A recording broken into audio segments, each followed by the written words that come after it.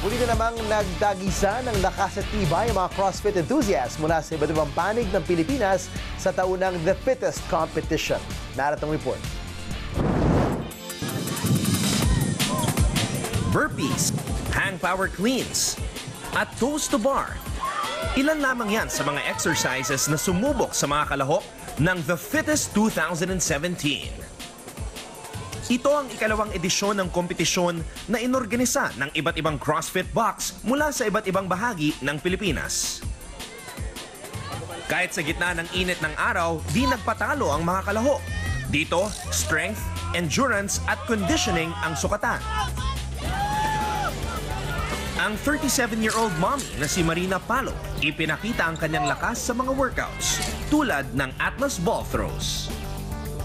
I've been doing CrossFit for almost 2 years already. I have that grit talaga to compete, and it's the athlete in me.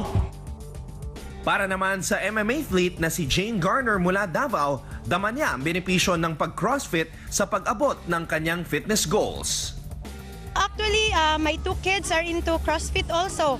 In fact, my one daughter, she's a weightlifter. At the same time, she's a CrossFitter also for more than a year now. Parang naging set as one good example to my daughter. I become more active, hindi lang sa work or sa but with my daily activities.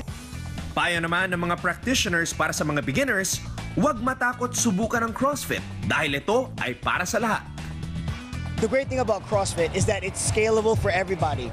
All levels, all ages, anybody can do CrossFit. We like to cater fitness for all walks of life.